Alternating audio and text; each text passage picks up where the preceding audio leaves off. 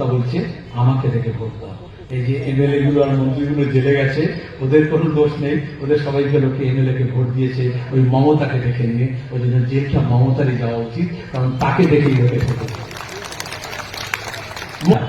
আর BJP Trinamool কি বলছে? শিক্ষা বাঁচার বদলে বলে এটা হচ্ছে হিন্দি, এটা হচ্ছে বাংলা, এটা হচ্ছে উর্দু, এটা হচ্ছে মাদ্রাসা, এটা হচ্ছে স্কুল। মাদ্রাসাও শিক্ষক নেই, স্কুলেও শিক্ষক নেই। মাদ্রাসা সার্ভিস কমিশনেও চুরি হয়েছে, স্কুল সার্ভিস কমিশনেও চুরি হয়েছে। মাদ্রাসাও বন্ধ হচ্ছে, স্কুলও বন্ধ হচ্ছে। তাহলে ওটাকে বাঁচাতে হলে একসঙ্গে হতে হবে। মাঝখানে বিজেপি এসে বলল না, মাদ্রাসা আলাদা, স্কুল আলাদা, হিন্দু আলাদা, মুসলমান আলাদা। কার লাভ হলো? যে তৃণমূল দুর্নীতি করছিল, চুরি করছিল, লুট করছিল, তারই তো লাভ হলো। 10 বছরে মানুষ এটা শিখেছেন, 10 বছরে মানুষ এটা শিখেছেন।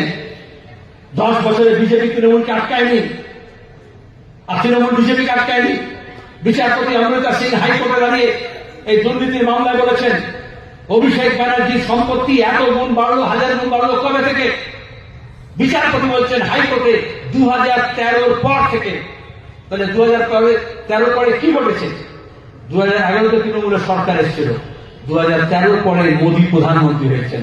সাইয়া ভাই কোতওয়াল ডর খায়গা। তৃণমূলের পাটা বেড়ে গিয়েছে, খুন, জখম, ধর্ষণ, লুট, চুরি, চুরি আরো বেশি বেড়ে গেছে। তাই লড়তে হলে দুজনের বিরুদ্ধেই লড়তে হবে। বিজেপিকে দিয়ে তৃণমূল আটকানো যাবে না, তৃণমূলকে দিয়ে বিজেপি আটকানো যাবে না। এই যে এপ্রিল মাস, তো এপ্রিল মাসে ভোট হয়, এপ্রিল মাসের শুরু হয় মাস 1 এপ্রিল। 1 এপ্রিল মানে এপ্রিল ফুল পরে। তাহলে ঘাস ফুল কমল ফুলের বিরুদ্ধে নয়, কমল ফুল ঘাস ফুলের বিরুদ্ধে নয়। 2 ফুল মিলে বাংলার মানুষকে 10 বছর ধরে এপ্রিল ফুল পড়েছে। আপনারা 19 এপ্রিল সিদ্ধান্ত নেবেন, আর এপ্রিল ফুল না। আমাদের প্রার্থীকে দেবরাজ বর্মা এই আন্দোলন সংগ্রাম থেকে নিজেরা শুনেছে কি বললো। লড়াই কাদের বিরুদ্ধে? বিজেপি তৃণমূলের বিরুদ্ধে। লড়াইটা হচ্ছে একদল আইন ভাঙছে, একদল আইনের তোয়াক্কা করছে না, সে কেন্দ্রে বসে থাকুক আর নবান্নে বসে থাকুক।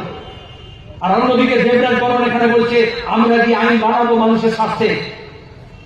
তাহলে আইন মেনে চলবে শুধু নয়, মানুষের আইন বানাবে। আর এটা বামপন্থীরা কোনো ফাঁকা কথা বলছে না। আমরা যখনই বাম পার্লামেন্টে বামপন্থীরা শক্তিশালী হয়েছে, তখনই দেশের সরকারকে আমরা বাধ্য করেছি মানুষের জন্য, ক্ষেত মজুরের জন্য, দিন মজুরের জন্য, শ্রমিকের জন্য, কৃষকের জন্য, বেকার ছেলে মেয়েদের জন্য, আদিবাসীদের জন্য, তপশিলীদের জন্য, মহিলাদের জন্য আইন তৈরি করতে।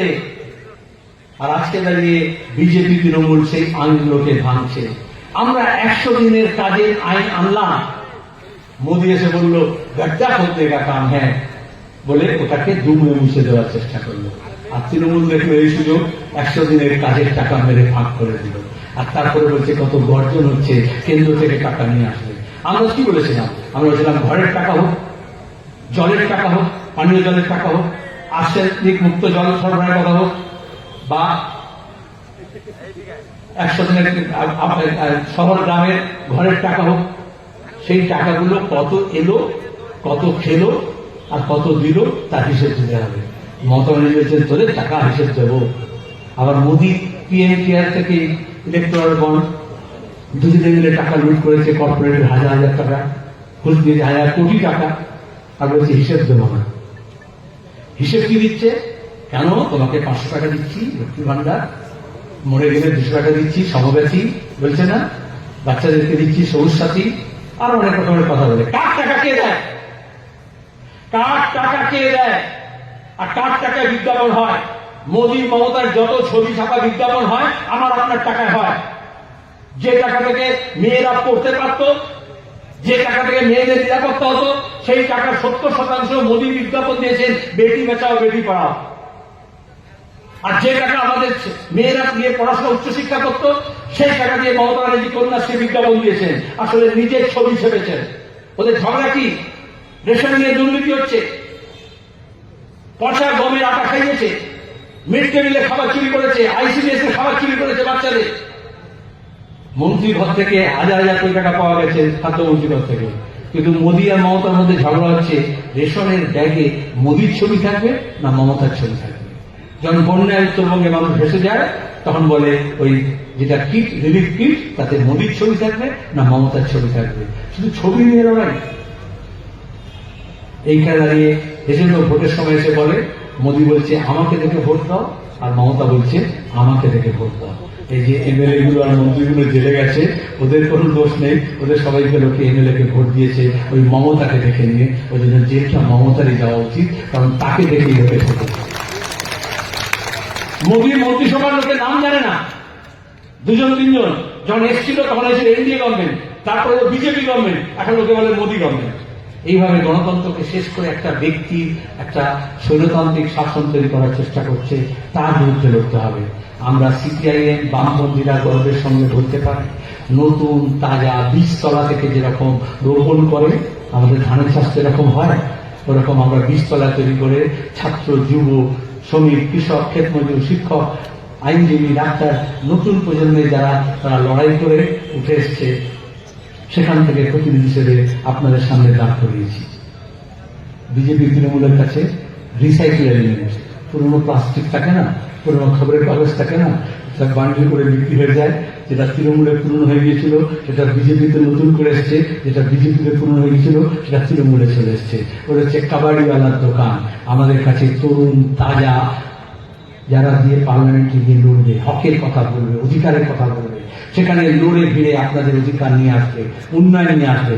উত্তরবঙ্গের স্বাস্থ্য ব্যবস্থা, শিক্ষা ব্যবস্থার জন্য, যোগাযোগের জন্য, পর্যটনের জন্য, চা শিল্পের জন্য, চা মজুরদের জন্য, ছেলে মেয়েদের কাজের জন্য তারা লড়াই করবে। তবে দেবরাজ বর্মন আপনার শুধু প্রার্থী নয়, আমাদের সকলের প্রার্থী। আরেকজন বসে আছে রবিনা মুন্ডা, এদিকে এসো। এ কিন্তু প্রার্থী নয়, এদিকে এসো। পঞ্চায়েতের লোকেকে নির্বাচিত করেছিল, আর টাকার বিনিময়ে তৃণমূল ইলেকট্রোনের টাকা, চিটফান্ডের টাকা কিনতে চেয়েছিল। সিপিআইএম এর কাছে আপনি টাকায় গ্যারান্টি দিতে পারে, বেআইনি টাকায় কিছু বেঈমান কেনা যায়, কোন সাচ্চা ইনসান কেনা যায় না। আপনাদের মর্যাদা, আপনাদের রায়ের মর্যাদা দিল্লি বুকে দাঁড়িয়ে জোর গলায় বলার অধিকার তাদের কাছে থাকবে। আপনাদের কাছে শুধু অনুরোধ, বামফ্রন্ট মডেল ও সিপিআইএম এর প্রার্থী কংগ্রেস সমর্থিত কমরেড দেবরাজ বর্মনকে আপনারা জেতাবেন, আর রবিনা মুন্ডার মতো মেয়েদেরকে, ছেলেদেরকে আরো বেশি এগিয়ে দেবেন। ধন্যবাদ, নমস্কার।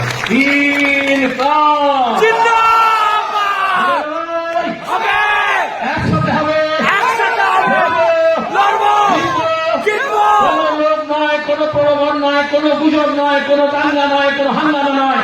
আমরা শান্তি চাই, আমরা ঐক্য চাই, আমরা উন্নতি চাই, আর সেই পথে আমরা এগোবো। আপনাদের সবার সহযোগিতা চাই। ধন্যবাদ।